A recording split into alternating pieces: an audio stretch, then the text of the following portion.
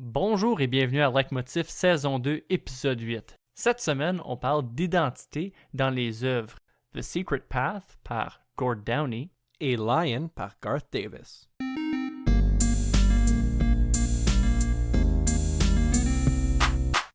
Donc, rebonjour tout le monde. Moi, je m'appelle Zachary. Et moi, je m'appelle Philippe. Cool, ça va?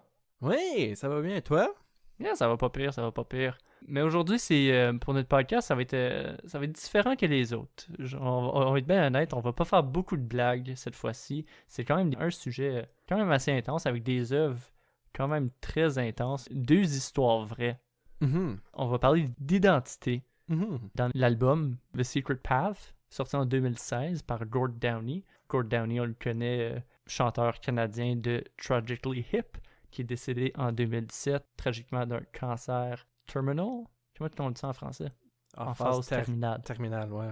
Donc, l'album a 10 chansons, 41 minutes, et ça raconte l'histoire vraie de Cheney Wenjack, un jeune garçon Anishinaabe de 12 ans, qui est décédé en 1966 en essayant de se sauver d'une école résidentielle. Il s'est sauvé, il voulait marcher chez son père, qui habitait à 600 km de l'école. Lui, il savait pas que c'était 600. Il est décédé de Exposure and Hunger. De plus, l'album est sorti en 2016 et en 2016, Gord Downie est diagnostiqué avec son cancer. Donc, ça rend la chose encore plus triste. Mm-hmm. Toi, Phil, le film, c'est comment? Ouais, ben c'est quand même assez, je pense, un feel-good story relatif. En tout cas, Lion 2016, un film de Garth Davis, écrit par Luke Davies, basé sur le livre A Long Way Home par Saru Brierley. Et rappelle-toi de ce nom, Saru Brierley, parce que à la distribution, on a Dev Patel qui joue Saru Brierley. On a Sunny Pawar qui joue jeune Saru, Abhishek Bharat qui joue Gudu, on a Nicole Kidman qui joue Sue, et on a Rooney Mara qui joue Lucy. Donc, vous venez de remarquer peut-être que, l'histoire est basée sur un livre écrit par un Saru, et dans le film, il y a un personnage qui s'appelle Saru. Ben, c'est parce que c'est l'histoire de Saru, une vraie personne. Donc, un jeune Saru Brierley s'est perdu en Inde et est adopté par une famille australienne. Une fois adulte, donc plusieurs années plus tard, il utilise Google Earth, un service qu'on connaît tous, pour retrouver son village natal. Donc, il a un peu retracé les voies ferroviaires, je pense, right? Ferroviaire? En tout cas, il a retracé... Chemin de fer. Chemin de fer, oui. Il y a les trains. Il a retrace les trains pour pouvoir trouver d'où il venait, comment il s'est perdu. Et il a été capable de retrouver sa maison d'enfance. Il est retourné, puis après 50 ans de séparation, il a retrouvé sa mère. Et, 25 ans. Qu'est-ce que j'ai dit? J'ai dit 50 ans. J'ai-tu dit 50 ans? I guess j'ai doublé ça dans ma tête for some reason. Après 25 ans de séparation, il allait retrouver sa mère. Par la fin, c'est un feel-good movie, mais à travers ça, on explore identité, puis perte d'identité de différentes façons et retrouver son identité. Donc, d'où vient le thème de cette semaine? Puis Mais je voulais juste dire que c'est cool parce que dans le film, tu le vois utiliser Google Earth puis tout. Puis je sais pas si c'est à cause du film ou à cause du livre, mais Google Earth, tu peux suivre ses recherches, genre tous les endroits dont il parle, puis comment il l'a découvert, puis tout ça. C'est vraiment une fun expérience. Pour ajouter à l'album, ils ont aussi sorti un film, un graphic novel, un concert, tout ça qui raconte l'histoire de Cheney Wenjack. Donc, je sais pas si toi tu as eu la chance de le voir, mais moi j'ai eu la chance de voir Gord en spectacle en train de performer. C'était juste un morceau parce que c'était pour la fête du Canada, mais il a performé quelques chansons de Cheney, puis il avait parlé en direct à propos du projet. Fait que juste un petit à côté, mais ouais, c'est vraiment tout un projet multimédia. Yeah. Donc, on va tout commencer dans notre premier sujet. Donc, on parle d'identité dans les deux. Nos personnages font face à une situation où est-ce qu'ils vont perdre leur identité ou ils sont proches de perdre leur identité. Donc, petit cours d'histoire du Canada. De 1880 à 1996, le gouvernement canadien décide d'ouvrir des écoles résidentielles où est-ce qu'on met des enfants métis et de Première Nation dans des écoles pour les réformer, pour qu'ils oublient leur culture, qu'ils les assimilent. C'est vraiment terrible comme histoire, mais c'est important de s'en souvenir pour savoir la souffrance que ces peuples ont dû vivre. Mm-hmm. Donc, notre personnage principal dans l'album, l'histoire raconte lui qui se sauve. Donc, il est déjà là. Il suit la traque de train, le chemin de fer, pour se rendre. C'est ça son secret path. Qui est quand même, si on parle de symbolisme du chemin de fer, le chemin de fer, c'est un autre cours d'histoire. C'est un projet de Johnny McDonald. Ça, on connaît Johnny McDonald comme être une mauvaise personne. Lui, il voulait faire le chemin de fer canadien-pacifique. Donc, ça, c'est très bien dans la colonisation du pays. On parle pour fabriquer ce chemin de fer-là, on parle d'au-dessus de 20 000 immigrants chinois décédés en construisant le chemin de fer. Donc, le fait que Chani, il suit ce chemin de fer-là, je ne sais pas si c'est ce chemin de fer-là exactement, mais c'est quand même un chemin de fer. Puis quand on parle de chemin de fer au Canada, on va penser au projet à McDonald. Donc, déjà là, le symbolisme de le path à Chani, on voit déjà qu'il y a une grosse lourdeur des colonisateurs, même dans son processus de se retrouver sa culture en allant chez son père et de sauver de l'école résidentielle. Il y a quand même cette présence-là très lourde de le chemin de fer. Ouais. C'est intéressant, je n'avais pas considéré cet angle-là sur l'optique de les chemins de fer puis ce que ça veut dire au Canada. Puis c'est intéressant parce que dans la première tu sais, pendant qu'on parle de comment le Canada a été bâti, right, justement sur le dos de poor labor that we weren't treating well, right, dans ce cas-ci, plusieurs travailleurs chinois, puis aussi comment on traitait les Premières Nations. Donc dans la tune, je pense I Will Not Be Stuck, Gord chante In this earth-like world before they arrived under the sun-like star, they civilized. Donc la majorité de l'album, c'est vraiment la perspective de Chani qui essaie juste de retourner à la maison, puis à travers ce processus-là, on arrive à comprendre, you know, what he's losing, puis mais ça set the scene, je pense, Earth-like world, sun-like star, je pense que c'est une façon intéressante de pointer à des worldviews différents, right? Donc, c'est pas Earth, it's an Earth-like world, right? T'sais, on vit sur un sphère de roche et d'eau and everything, mais le mot terre, the word Earth, right? Ça, c'est quelque chose... On explore la langue plus tard dans l'album, mais ça, c'est un concept, je veux pas, européen, right? Puis, même chose avec le mot soleil, le mot sun, whatever you want to use, right? It's a star, sure, but it's sun-like star. What is the sun? En tout cas, on voit déjà là des concepts de comment la langue et comment l'imposition d'une culture autre que la nôtre, même si c'est subtil, même si c'est petit, puis c'est juste l'utilisation de différents mots et d'une langue, comment ça peut avoir un impact, je pense, sur notre perception du monde. Mais c'est comme dans la chanson Sun, quand il dit « And their country doesn't exist ». Déjà là, on pense à le Canada est une terre volée, mais l'Amérique du Nord et l'Amérique du Sud, c'est des terres qui ont été volées. Puis comme Gord a dit, il dit en autant que ces histoires sont cachées, le Canada peut pas exister comme étant un pays très fier. On a eu une discussion avant le podcast, moi puis Phil, à propos de tout ça. Là, on est comme wrappé notre tête autour de tout ce qu'on a été appris à l'école et tout. Mais je trouve ça intéressant. Comme tu as dit, le fait que c'est quelque chose construit par les Européens qui ont été juste comme, on est arrivé puis c'était comme boum, ok, c'est ça. Ça, c'est le Canada. On a juste imposé ça comme on a imposé la culture. Ouais.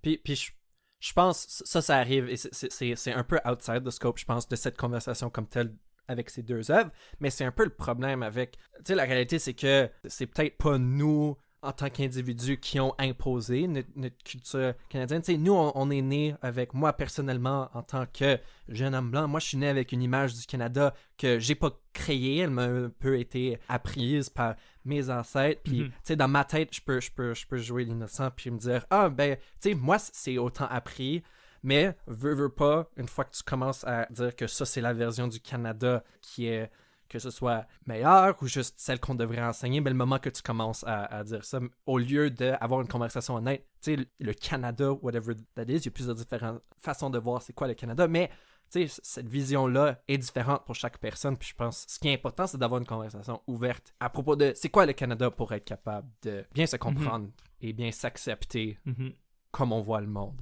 Ouais, c'est certain. Là, je veux pas switcher de pays, mais je vais switcher de pays. On va aller à l'autre bout de la Terre. On va aller en Inde. Donc, dans le film, on présente Shahrukh quand il est jeune. Il est en Inde. Il est pas de la classe moyenne, de upper class. Il est quand même assez pauvre, je dirais. Genre, lui et son frère, ils ont besoin d'aller voler du charbon dans un train. Il se passe beaucoup de temps avec son frère. Je pense qu'il doit avoir 5 ans, il doit avoir 4 ans. Il est vraiment jeune, il est tout petit, Ouais. tout cute. Puis déjà là, il pense déjà à travailler pour faire de l'argent pour sa famille. Donc ça, c'est qu'est-ce qu'il définit comme quand il est jeune en Inde. Là, il se perd pendant 2 mois, puis il se fait adopter par un couple australien. Mhm. Donc là, quand il arrive en Australie, il apprend l'anglais, il apprend comment manger à la table avec des ustensiles, puis tout ça. Donc, il y a une nouvelle culture qui lui est apprise, qui est la culture australienne, qui est la culture plus européenne, parce que l'Australie, on le sait que c'était une colonie de la Grande-Bretagne, Mhm. quelque part. Puis l'Inde aussi, actually. Wow. Ouais. Ouais. Il y a déjà une présence ish anglophone. Ça, c'est quelque chose que j'avais trouvé intéressant de noter, mais c'est que, je sais pas, la scène où il commence à se préparer pour l'Australie, puis il y a une scène où il y a avec d'autres jeunes qui viennent de se faire adopter, j'imagine, Mhm. et la madame qui travaille à l'orphelinat, et ils sont en train de commencer à apprendre l'anglais, puis elle est comme, well, what's the word for papa? Puis là, Saru, tout excité, comme papa! Papa! Fait que, ouais, non, c'est tout cute, mais c'est aussi une façon de démontrer comment le shift linguistique a eu lieu pour Saru, qui éventuellement perd sa langue natale. Je sais pas certain c'est quoi la langue natale, je connais pas les différents. Mais c'est que lui, moi non plus, mais où est-ce qu'il est la province, la région où est-ce qu'il est, on le voit quand il arrive à Calcutta, la langue qu'il parle n'est pas la même langue que eux autres. Donc, il y a plusieurs langues en Inde. Je pense que c'est le Bengale. C'est le Bengale qui parle pas. Je suis pas certain c'est quoi la langue qu'il parle, par contre. Je sais que l'hindou, me semble, c'est une des langues les plus communes en Inde, mais... Oui, il parle hindou. Ok, c'est ça que je me disais, mais je connais pas assez bien les langues c'est pour vrai. le dire. Oui, à cause il y a une scène où est-ce qu'il parle avec la madame, tu penses qu'il est gentil, puis en fin de compte, il est fucké. Mais, en tout cas, donc, quand il arrive en Australie, tu le vois 20 ans après, puis tu dis, tu sais, il s'est bien adapté, il a un accent australien à ce point-là, ça tombe bien, Dave Patel, il a un accent britannique, donc, on l'a eu. Puis, en même temps, on voit que son frère, adopté aussi, que Mantosh, lui, a eu de la difficulté à l'adaptation. Tu vois que, déjà, quand il est arrivé, on le connaît pas quand il est jeune, avant qu'il se fasse adopter, donc on sait pas comment c'est son comportement, mais on voit qu'il a un comportement, pas troublant, mais il a un comportement assez agressif, il y a de la misère à s'adapter, on peut dire, ou peut-être c'est pas ça, peut-être c'est quelque chose d'autre, on sait pas, mais on voit que maintenant adulte, il s'est un peu comme exilé de la famille. Mhm. Lui puis la famille John puis Sue, que joué par Nicole Kidman. Puis je suis un peu déçu que c'était pas Keith Urban, le mari, mais ça c'est correct. Il lui ressemblait. On voit que les autres, puis Sharu s'entendent super bien. Mantosh, parce qu'il a eu de la misère à s'adapter, on voit qu'il s'est exilé, mais c'est là où est-ce qu'on peut voir un peu le clash entre peut-être les deux cultures, les deux identités qui vont clasher, qu'on va en parler plus tard. Ouais, parce que, tu sais, Saru, il a un peu accepté la culture australienne with open arms, et ça c'est beau, tu sais, on voit qu'il est fier, s'en va à Melbourne, je pense, pour Hotelier School. En tout cas, il a pleinement accepté sa vie en Australie, puis que ça c'était sa famille, mais on voit que parce que Mantosh a eu une différente expérience avec un peu son intégration avec la famille, puis là, à fur et à mesure que Saru commence à réexplorer son identité, ben on peut peut-être parler il y a une scène il y a un party avec des amis, puis il y a des amis dans son programme qui viennent de l'Inde, et quand il leur demande d'où il vient, Saru initialement dit qu'il est né en Australie, puis là il se corrige parce que c'est pas vrai, et là il dit qu'il vient de Calcutta, which is also not true. Et là il y a un party avec ses amis, puis au party ses amis ont du jalebi, qui est un dessert indien. Donc, c'est un dessert que Saru reconnaît d'un souvenir d'enfance qu'on a déjà vu dans le film. Et Saru réalise à ce moment-là qu'il est perdu. Il ne sait pas d'où il vient. Il se rappelle vaguement de son frère. Il y a des souvenirs de sa mère, mais il ne sait pas comment les retrouver. Puis c'est là où commence un peu la retrouvaille et la fracturation et là la reconstruction de son identité. Il dit « I'm not from Calcutta, I'm lost ». J'aime l'idée de « il est perdu ». J'aime pas qu'il est perdu, mais j'aime qu'il dit qu'il est perdu parce qu'il sait pas de où il vient, il sait pas qui est en ce moment. Il est dans un entre-deux, entre deux cultures, entre deux identités, qui, pour lui, ne clashent pas nécessairement qu'on pense.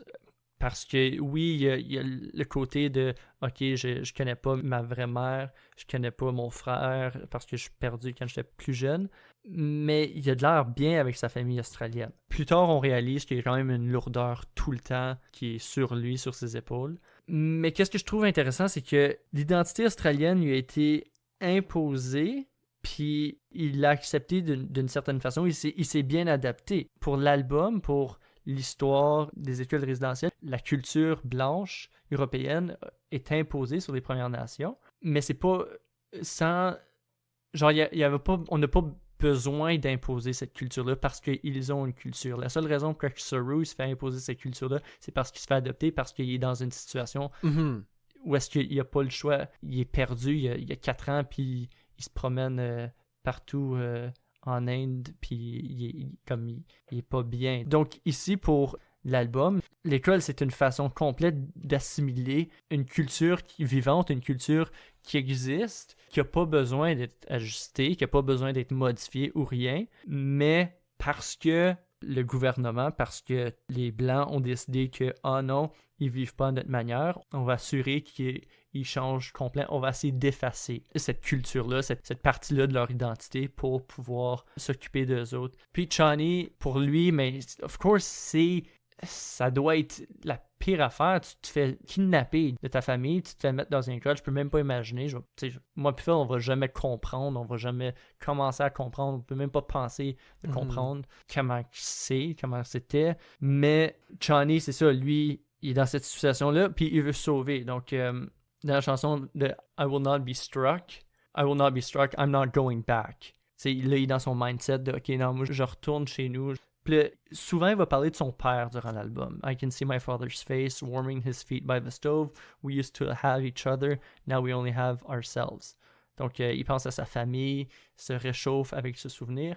Puis la phrase de We used to have each other. Now we only have ourselves. Ça, c'est un lien avec une phrase qui est dite plus tôt dans la chanson Before they arrived. Donc, avant que les Blancs arrivent, on était tous ensemble. Mais là, on a été séparés physiquement et avec notre culture, à cause de la colonisation. Puis je pense, pour retourner où tu as commencé avec ton point par rapport à un peu les deux différentes situations, parce que veux pas, c'est quand même deux points de vue. On explore dans les deux œuvres l'identité, mais je pense que la perte d'identité vient quand même de places très différentes. Puis moi, une parole, probablement un des moments qui frappe le plus fort de l'album, c'est que dans la chanson Here, Here and Here, Gord chante pendant la majorité du point de vue de Chani, où il fait mal tout partout, comme il est mort tout partout, puis c'est vraiment juste l'idée de Chani tout partout.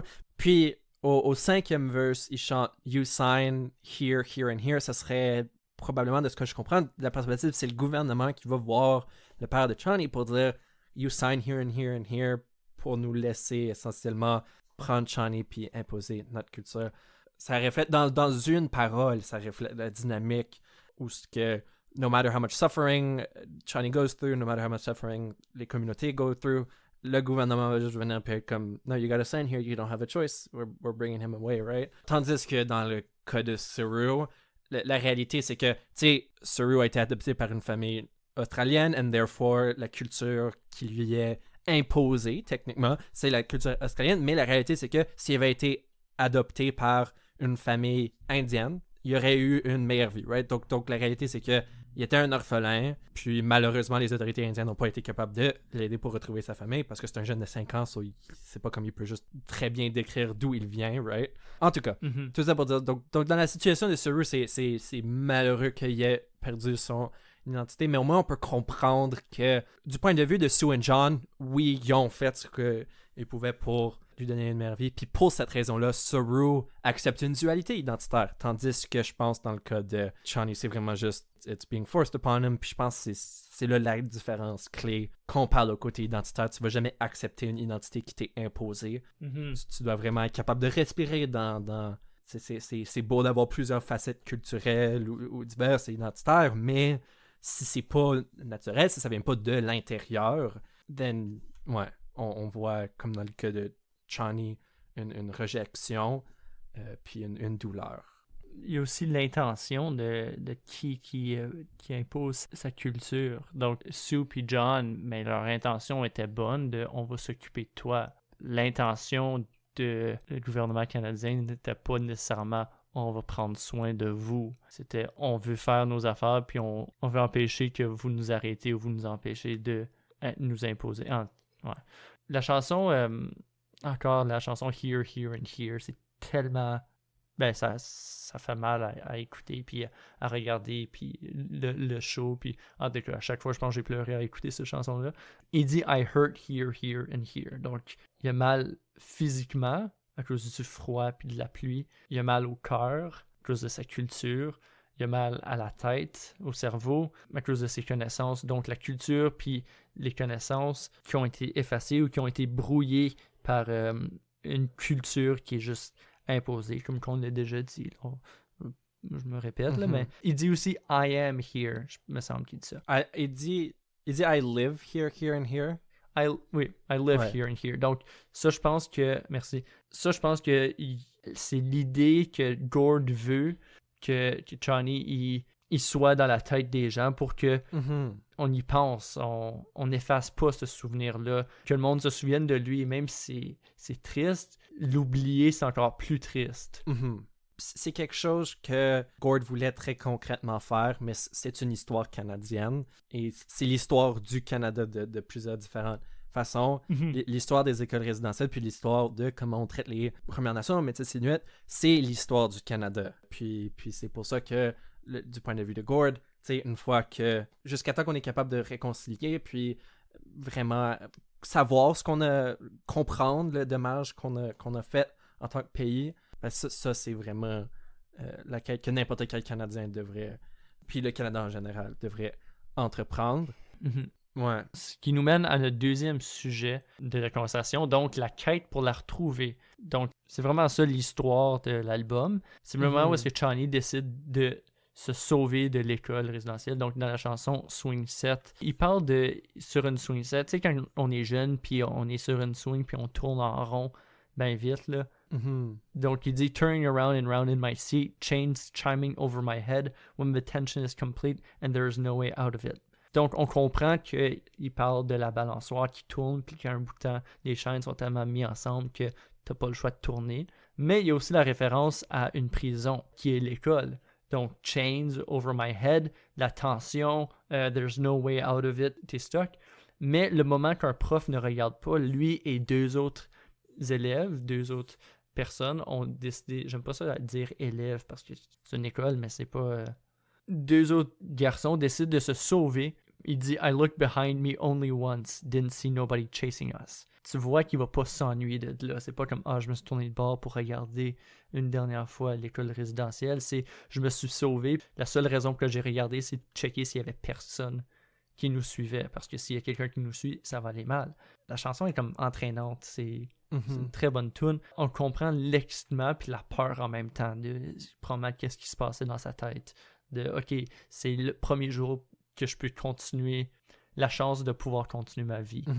Puis moi, ce que je trouve qui frappe beaucoup dans cette tune-là, c'est dans le deuxième couplet où ce qu'il chante « Over the rise on the lawn, someone dragging someone, the kid looking me in the eye, teacher not looking at anyone ».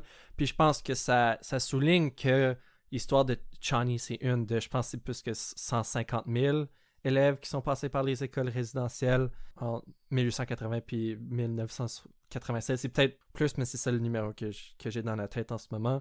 En tout cas, right, lui, il a été capable de s'échapper, mais pour chaque Chani qui se sont échappés, il y a plusieurs kids qui se font drag par l'enseignant. Il y a plusieurs kids qui sont quand même dans cette quote-unquote cour de récréation qui, comme tu dis, c'est plus comme une cour de prison. Puis le teacher not looking at anyone, ça aussi, je trouve powerful parce que t'es pas un enseignant dans ces circonstances-là, t'es juste, je sais pas, un indoctrinateur, là, comme surtout que tu regardes à personne, right? Teacher not looking at anyone. They don't see the students, they don't see people.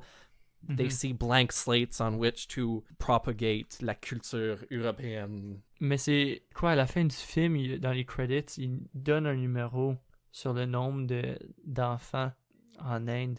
Yeah, je me rappelle pas. Je pense, dans ma tête, le numéro, c'est comme 600 000, mais that must be too much. Mais c'est quand même un pays avec 1 milliard d'habitants. Mais en tout cas, c'est un montant comme il y a plusieurs enfants. Ça, c'est quelque chose que dans le film, I think they hint at it, mais c'est pas nécessairement le but du film. Tu sais, comme dans le fond, le film, c'est vraiment juste une histoire de Saru, puis circumstantial, right? He happened to be adopted at the right time, to then get Google Earth at the right time, comme toutes les circonstances pour cette histoire incroyable. Mais il y a évidemment des systèmes en jeu qui ont fait en place que Saru était perdu de la façon... Tu sais, c'est plus que juste qu'un enfant qui se perd, c'est que les autorités n'ont pas été capables de l'aider.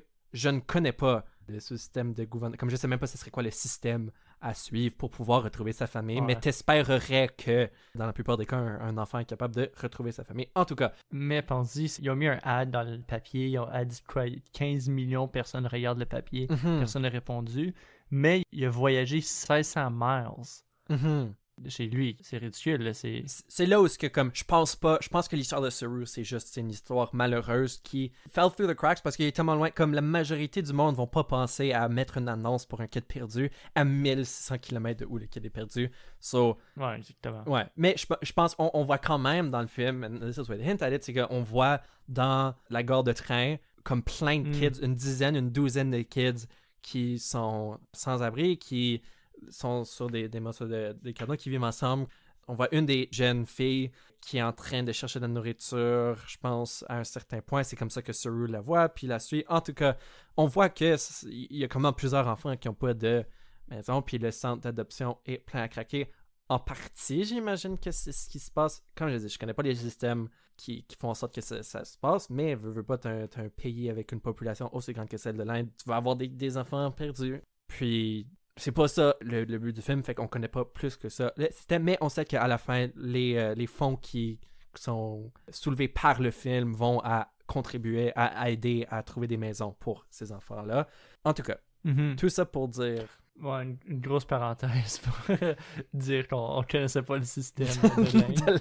Mais pour dire qu'il y a plusieurs enfants. Comme tu dis, ça hint beaucoup. Les enfants à la gare du train, ils se font kidnapper. En tout cas, il y a tout ce côté-là dans le film que Saru, il est quand même chanceux qu'il se fait adopter parce qu'il y a plein d'autres enfants qui partent. Mais ça, c'est pas le podcast qu'on parle de ça, malheureusement. Donc, on parle de son quest pour retrouver sa culture, son identité. Donc, on a parlé de Google Earth tantôt. Moi, qu'est-ce que je trouve intéressant, c'est qu'il parle pas à personne à propos de ça, à part pour Lucy, qui est sa blonde. Il ne demande pas de l'aide à personne parce que je pense qu'il le voit comme identité personnelle. C'est quelque chose que tu formes tout seul. Il pourrait demander, comme genre à plein de monde, il pourrait demander à du monde en Inde, comme est-ce que tu reconnais cette train station-là, mais c'est comme une quête personnelle, une quête pour retrouver lui-même où est-ce qu'il vient. Il s'est perdu tout seul, il veut se retrouver tout seul. Il y a comme une self-quest de comme genre je suis capable. C'est un peu comme Chani, il y a la chanson Seven Matches. Il arrête chez la famille Kelly qui est, je pense, la parenté. Il arrête là après le premier jour. Il arrête là puis il donne un peu de manger. Ils sont pas loin de l'école. Puis qu'est-ce que je trouve curieux, c'est qu'il a été tout seul après. Il aurait pu rester là, puis je sais pas pourquoi. J'ai pas trouvé la réponse pourquoi il a décidé de continuer sur le Secret Path tout seul. Mais comme ce côté-là qui est récurrent dans les deux œuvres, que se retrouver son identité est plus une quête personnelle, est plus une quête individuelle. Ouais, je pense il y a clairement un message qui peut être pris de ce sens-là, puis je suis pas en désaccord. Je pense que surtout du côté de Saru, c'est très clair que c'est sa décision, que c'est lui qui doit le faire, and he unfortunately just can't invite anyone else parce que c'est lui qui doit le faire. Dans le cas de Chani, il faut aussi garder en tête que il a 12 ans, donc moi je questionnerais plutôt la famille Kelly, right? Comme, je sais pas, je connais pas la relation avec la famille Kelly, ouais. Comme j'ai pas lu beaucoup à propos des Kelly, mais dans ma tête, si je suis une famille, puis il y a un kid de 12 ans qui vient me voir, puis ils disent qu'ils veulent retrouver sa famille, je vais pas le laisser quitter dans le froid, toute seule. Comme il peut insister autant qu'il... Je sais pas, il y a quand même 12 ans. Ouais, mais il y a les paroles, il dit quelque chose, I know she didn't want to hurt me, quelque chose comme ça, but that's what she did. Ouais, il dit I know she... Ouais, c'est exactement ça, je l'ai noté quelque part. I know she did not mean to hurt my feelings, but that's what she did. Mais ça, la façon dont j'avais lu ça, c'était parce qu'elle lui donne 7 allumettes, et malheureusement, c'est pas assez, parce que c'est le milieu de l'hiver au Canada. En tout cas, c'est aussi cette parole-là, parenthèse, c'est aussi, je pense, une bonne façon de un peu comprendre, je pense, que Gord veut qu'on ressorte en tant que Canadien, right? It might not be our intent to hurt their feelings, right? Comme en tant que, surtout comme moi qui est né en 2001, fait que quand même juste 5 années après que la dernière école résidentielle est fermée, which is fucked. En tout cas, yeah, donc c'est peut-être pas mon intention de continuer de contribuer à un Canada quand même colonial, qui ne fait pas d'efforts pour ses reparations, mais peu importe si ça fait mal, si ça fait en sorte que quelqu'un de Première Nation n'est pas capable de pleinement vivre son identité et avoir accès aux ressources pour le faire, then c'était peut-être pas mon intention de hurt their feelings, but that's what I did, right? Puis de garder en tête que l'histoire, it can't become a story about white guilt, parce que ça s'applique à, je pense, plusieurs causes, right? Mais it's not a story about white guilt, fait que c'est correct de remouler avec ses sentiments, puis en tant que personne blanche, de penser à ce que ça veut dire pour moi, mais c'est pas une histoire about how bad I feel, right? Fait qu'il faut faire certain que on ressente l'histoire sur le monde comme Chani et sa famille, qui ont leur histoire à dire.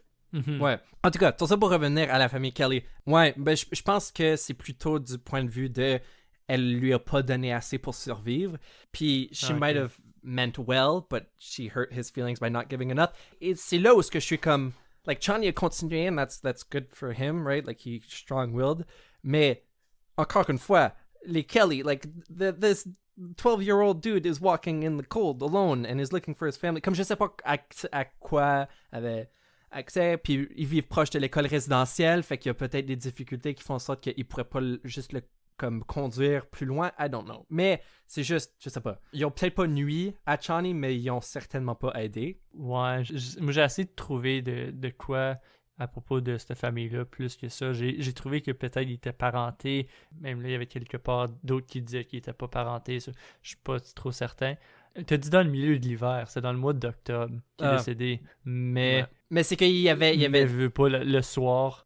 Le soir, les vents, tout, là, il y a juste... Moi, j'avais lu que la température était entre comme moins 10 puis moins 6. Puis dans ma tête, j'avais juste... Surtout avec les images qu'ils ont, j'avais oublié c'était à quel temps de l'année. Mais en tout cas, c'est dans le froid canadien. On connaît le froid canadien à pretty much n'importe quel mois, sauf entre juin et comme août. Mais autre que ça, ouais. En tout cas. Ouais. Mais dans la chanson Secret Path, il décrit la température. Ice pellets, freezing rain. Puis il portait juste un windbreaker. Ça réchauffe pas trop pendant le soir. Dans cette chanson-là, il mentionne souvent Secret Path, mais la chanson s'appelle Secret Path. Tu sais, ça renvoie à il est parti en secret, il est seul, il y a le mystère de il sait pas où aller, c'est comment loin. Parce que je pense pas qu'il savait que c'est 600 km. Je pense pas qu'il savait que c'était... Ouais, c'est 600 km. Je pense qu'il a marché, de ce que je comprends, il est mort à 400 km, ça, il aurait marché 200 km. Je sais pas, j'ai vu 400 quelque part. En tout cas, l'école était à 600 km. C'est 400 miles.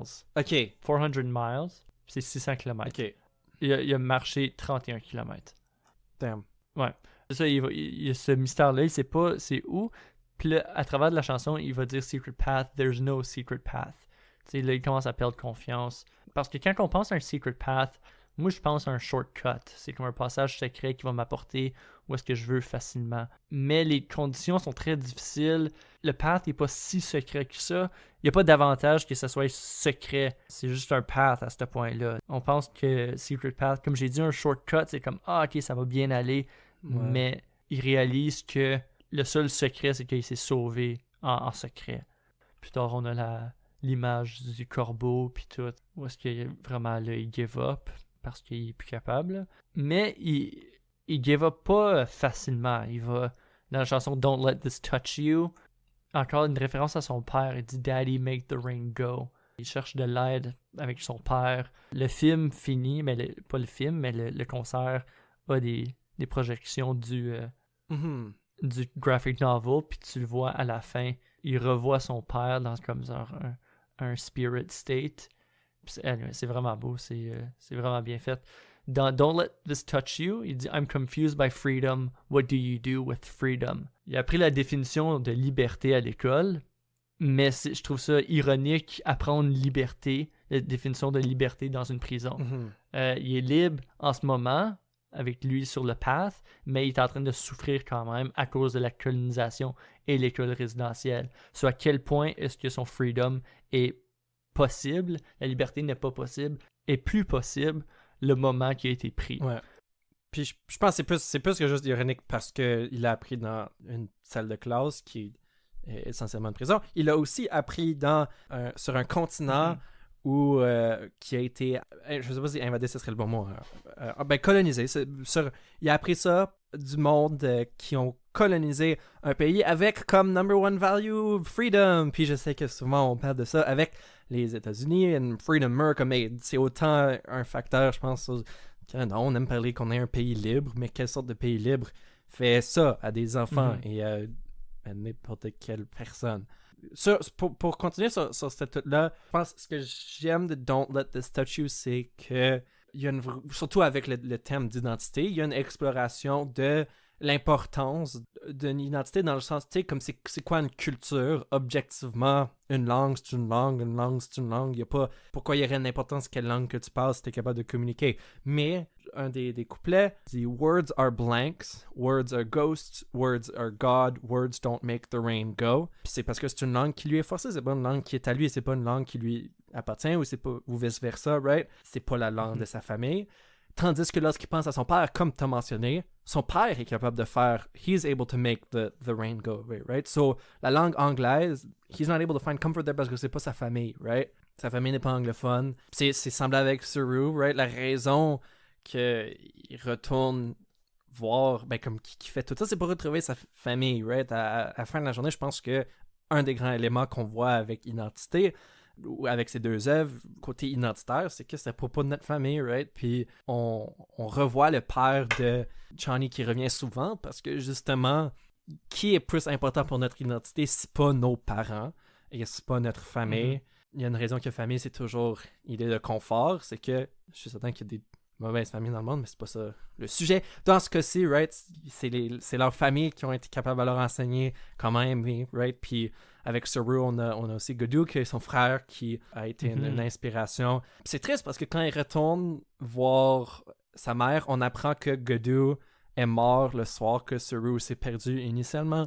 Et Godou était une des grandes choses qu'il voulait retrouver, que malheureusement, il n'a pas été capable de le retrouver de son vivant. Et parce que cette quête pour une identité, at the end of the day, je pense qu'une grande partie, c'est une quête de famille, d'appartenance, de qui on aime, comment on trouve, je sais pas, il y a évidemment plusieurs facettes à l'identité qui sont pas juste côté familial ou amour, mais je pense que c'est des facettes très importantes et intégrales. Tu sais, quand on pense à notre enfance, plusieurs éléments sont de nos familles puis nos proches.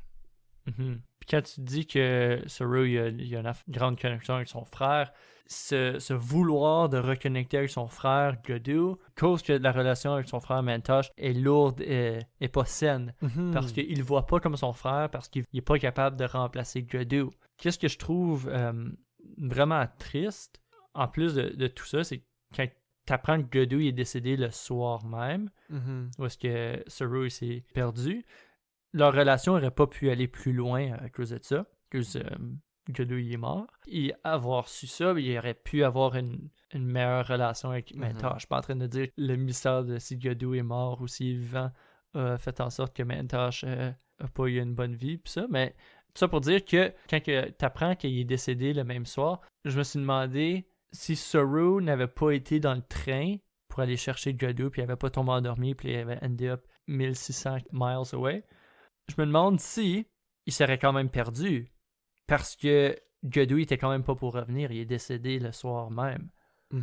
Donc, il est décédé, donc Saru il serait perdu, même s'il savait sauver. Comme il était, he was destined to get lost. Mais j'ose espérer qu'il aurait été plus proche, comme il y a une grande différence entre 1600 km de chez soi et oui, c'est vrai. pas 1600 km de chez soi. Donc, j'ose espérer qu'il aurait eu... He would have been able to find his home more easily. C'est vrai. Ouais. Mais c'est... Je pense que le questionnement à propos de son frère, comme à propos de Godou, right? Et s'il avait su ça, est-ce que... Tu sais, comme, est-ce qu'il y aurait eu une meilleure relation avec Mantosh s'il avait su que Godot était comme il était pas capable d'avoir une meilleure relation avec Godot. C'est quand même une question intéressante. Je pense qu'à la fin, on voit que Saru, c'est un peu ça l'idée, right? La raison que Saru a de la difficulté en Australie à accepter sa famille en Australie, c'est parce qu'il connaît pas sa famille comme sa famille en Inde, right? Puis pour lui, c'est weird d'accepter une sans l'autre. Mais une fois qu'il accepte une fois qu'il accepte que Godot est parti, mais qu'il y a eu Godot dans sa vie et qu'il est quand même son frère, right? Ben là, il est capable d'accepter Mantosh. Puis il est capable d'accepter sa mère puis son père, ben comme il les aimait déjà. Mais je pense que comme quand t'as un morceau de ton identité qui manque, c'est difficile d'accepter le reste parce que they're all interlinked, right? Comme tu développes pas une facette de ton identité indépendamment d'une autre facette de ton identité. Fait que quand tu dois remettre une de ces identités, pas nécessairement qui remet en question, mais quand tu vas à l'exploration d'un côté de ton identité et que ça manque, right? Comme quand t'es pas capable de t'identifier en tant qu'Indien, comme t'as de la misère à t'identifier en tant qu'Indien avec des amis qui viennent de l'Inde et qui ont vécu en Inde pour plus longtemps, puis toi t'es né en Inde, ben là, c'est tout un côté de ton identité qui s'écroule, puis le reste veut pas de ton identité, comme je viens de dire. It's interlocked. Fait que on voit la difficulté de remettre en mode. Je pense que ça mène à notre troisième sujet, la dualité identitaire. Donc, on sait que tu l'as un peu spoilé, le film, mais c'est correct. Une fois que Saru, il reconnecte avec son identité indienne, c'est là où est-ce que je pense qu'il y a une paix parce qu'il est capable d'aimer ses deux mères. Il veut pas le dire à sa mère, à Sue, parce qu'il a peur qu'elle pense que lui était pas grateful de ce qu'elle a fait pour lui. Mais quand il rencontre sa vraie mère sait que Sue est techniquement sa mère parce que c'est elle qui l'a raisé puis tout. Donc il y a une paix qui s'installe avec ça. Le fait que les deux familles, les deux identités se rencontrent. Avant ça, c'est conflictuel entre deux familles, entre deux cultures, entre deux identités. Ils se demandent vraiment qui suis-je. Puis là, il arrive à Ganesh Talley, puis tout le monde le regarde, il est out of place. Tu sais, il ressemble à ces gens-là, mais il ressemble pas à ces gens-là. Sa culture ne ressemble pas, mais physiquement, il ressemble. Donc, il y a comme ce clash-là qui doit être lourd, comme ça se peut pas, là, je peux même pas m'imaginer. Tu sais, comme il y a plusieurs scènes de réunion de comme, long lost twins who haven't seen each other in 20 years because they were different ends of the country, type thing. Mais je pense que c'est facilement une des scènes réunions les plus émouvantes parce que on voit, tu sais, c'est intéressant que tu notes qu'il y a de l'air un peu comme un outsider parce qu'on le voit lorsqu'il marche, parce que tout le monde est comme, who's this guy, right? Ça n'a pas de l'air comme le bout le plus touristique de l'Inde, donc j'imagine qu'ils n'ont pas souvent du monde qui viennent d'autre part, qui vont visiter. Mais là, le moment où on voit que la mère de Drew, ils s'embrassent, puis ils sont heureux, ils donnent un gros câlin. We see the reunion, mais on voit comme tout le village qui est là, puis tout le monde qui est content parce que c'est pas juste sa mère qu'il a retrouvé, c'est ce côté-là de son identité. Je connais pas l'histoire de Saru depuis le reunion, je sais pas s'il aura appris sa langue, je sais pas. Donc, je connais pas ça, mais on peut voir dans cette scène-là qu'ils sont au moins acceptés d'où il vient, right? Puis ça l'aide à aussi retourner en Australie, puis parce que l'Australie, c'est aussi d'où il vient d'une façon très réelle, right? Mais c'est de là, la dualité. Puis c'est aussi un contraste assez notable avec l'histoire de Chani, parce que non seulement est-ce que c'est pas une vraie culture ou identité se faire imposer de la façon que les écoles résidentielles le faisaient, mais il n'y a pas de famille, right? C'est un point, comme c'est pas comme il y a une deuxième famille. Il est pris à une école avec plein d'autres élèves, avec juste des profs froids qui acceptent aucunement qui ils sont, right? Qui acceptent aucunement la vraie culture de Chani. Donc, non seulement est-ce qu'il a perdu une famille, c'est pas comme, au moins avec Saru, il y a une deuxième famille, il y a beaucoup d'amour dans sa vie, puis ça lui donne l'énergie pour pouvoir retrouver sa famille originelle. Il n'y a jamais de doute que Saru va pas être capable de trouver un espace plein d'amour puis avec une famille. Mais dans Chani, je pense la tragédie, il y a plusieurs éléments tristes, évidemment, avec l'histoire de Chani, mais je pense qu'un des éléments, c'est que la chaleur qu'il y avait, c'était juste en souvenir, right? C'est la chaleur de son père, puis c'est juste en souvenir. Et je suis certain qu'il y a des élèves des écoles résidentielles qui ont été capables éventuellement de retourner à leur famille. Mais dans le cas de Chani, c'est triste qu'on lui a volé sa famille puis on n'a jamais été capable de lui redonner. Cette dualité-là fait en sorte qu'il y a de la misère à accepter, à même se reconnaître. Dans la chanson The Stranger, la première chanson, il chante I am a stranger. Donc, Chani se sent comme un étranger avec lui-même. Tu sais, l'école l'a tourné en étranger. Il se sent aussi un étranger sur ses propres terres, dans le pays Canada. Il se sent pas comme il y a une place là. Les enseignants puis les journaux, ils l'ont appelé Charlie. Donc, il est même un étranger à sa propre histoire, à sa propre legacy. Il dit aussi what is in my head and what's in my chest. Mhm. Donc, il y a une dualité entre ce qu'il a appris à l'école et la culture qu'il y a dans son cœur. On parle de les colonisateurs, they're not gonna stop. Please just let me catch my breath. Donc, ils vont pas arrêter de nous assimiler. Tu sais, il a l'impression qu'il étouffe à cause de l'assimilation. Puis là, un couplet encore qui a rapport avec son père. Il dit « That is not my dad. My dad is not a wild man. Doesn't even drink. My dad is not a wild man. » Donc, les stéréotypes que le monde dise à propos des Premières Nations ne décrivent pas son père. Les choses qu'il a appris à l'école, probablement, parlent de son peuple. Il reconnaît pas son peuple dans ces stéréotypes-là, dans ces caractéristiques-là. L'identité qu'ils ont donnée à son père n'est pas sa vraie identité. Tu sais, c'est quelqu'un d'autre qui essaie d'imposer une identité sur lui, là. Puis pour revenir à son nom Charlie dans les journaux, c'est quand même curieux, intéressant que dans les deux œuvres, on a Chani qui est Charlie, puis on a Saru, puis on a Saru, mais écrit d'une autre façon. Ouais. Donc, Saru, il écrit Saru, S-A-R-O-O, Saru. C'est devenu Saru avec le temps, avec l'adoption et l'Australie, mais c'est Saru, I guess, comment tu le prononces, avec un S-H-E-R-U. Les deux, c'est lui. Même chose avec Chani, puis Charlie. Les deux, c'est lui. Le monde l'appelle Charlie. On voit dans les entrevues avec sa famille. Sa famille vont l'appeler Charlie. C'est une autre identité, mais c'est une identité donnée par les Blancs. Que on a repris, je dis on, mais ils ont repris, qui dit on s'exclut. Donc, les deux noms, c'est deux identités qui habitent dans deux différentes sphères. Je sais pas si c'était clair. Ouais, non, c'était clair. Je pense, tu as dit quelque chose au début qui m'a fait penser à une citation. Je connais pas la citation très bien, mais puis beaucoup de ce que tu as dit explore un peu. Il y a une citation, c'est à propos de la langue française, me semble. C'est la langue de mon cœur et la langue de ma vie, que jamais elle ne meurt, que jamais on l'oublie. Je sais pas ça vient d'où, mais c'était une citation qui était dans le local d'animation culturelle de mon école. Fait que c'est une citation qui me reste. Je pense que la langue, en général, qu'on parle, dit beaucoup à propos de notre identité. Puis d'habitude, notre identité a une relation très importante avec la langue qu'on parle, parce que c'est comment on communique, c'est comment on s'exprime, c'est comment on se connaît, c'est comment on pense, c'est comment... etc. Puis je trouve ça intéressant. Il y a une autre citation, je pense que c'est une citation de Mandela, mais une autre citation à propos de la langue, puis c'est quelque chose along the lines of « If you talk to a person in the language of their mind, they'll listen. If you talk to a person in the language of their heart, they'll understand », or c'est quelque chose du genre. En tout cas, tout ça pour dire que dans le cas de la perte d'identité de ces deux personnages, ce qu'on voit, c'est qu'il y a un déconnect entre la langue de leur tête, donc la langue qu'ils parlent. Avec Chani, c'est pas évident s'il a perdu sa langue quite, mais c'est essentiellement ça le processus qui se passe. En tout cas, quand il y a un déconnect avec la langue de la tête, donc la langue qu'on apprend à l'école, mettons, et la langue de notre cœur, donc la langue de notre famille, puis la langue qui nous importe pour qui on est, c'est là où on voit vraiment une fragmentation évidente et endommageante d'une identité. Puis je pense ce qui est intéressant avec l'histoire de Saru, c'est qu'il n'a pas nécessairement rappris la langue de son cœur, puis il n'a peut-être pas rappris la langue qu'il parlait quand il était jeune,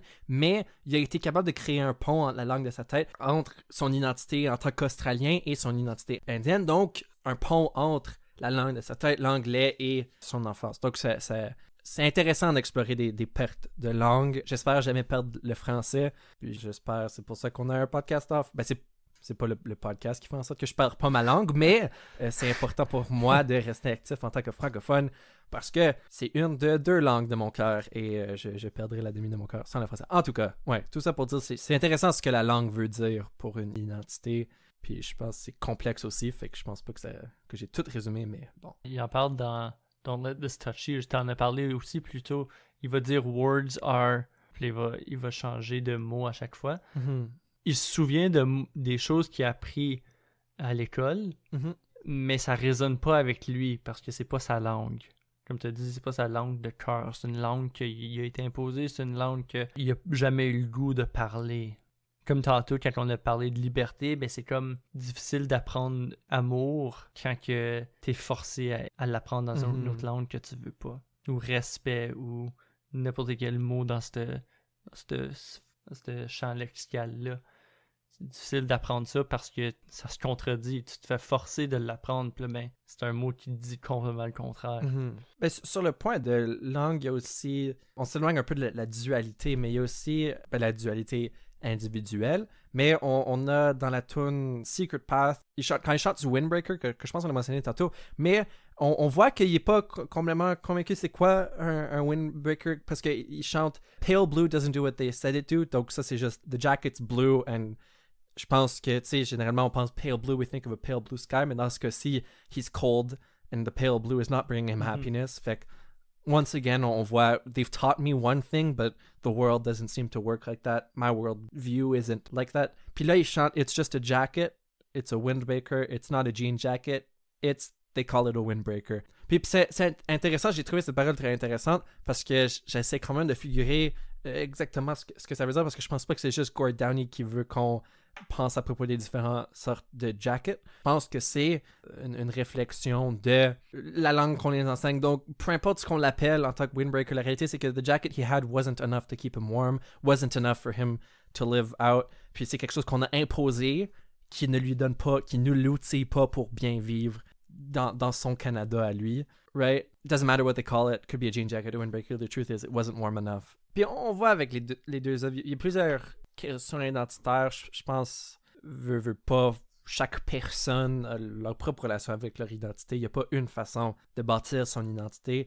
Donc, c'est pour ça, surtout dans le cas de Suru, right? C'est ça un peu. On voit qu'il a besoin de le faire pour lui-même. Puis c'est parce que, même si c'est bon d'avoir un cercle qui nous accepte comme on est, je pense surtout qu'on est en crise identitaire. C'est important d'avoir du monde qui nous accepte, peu importe qui on est, mais qui nous permettent de se découvrir soi-même.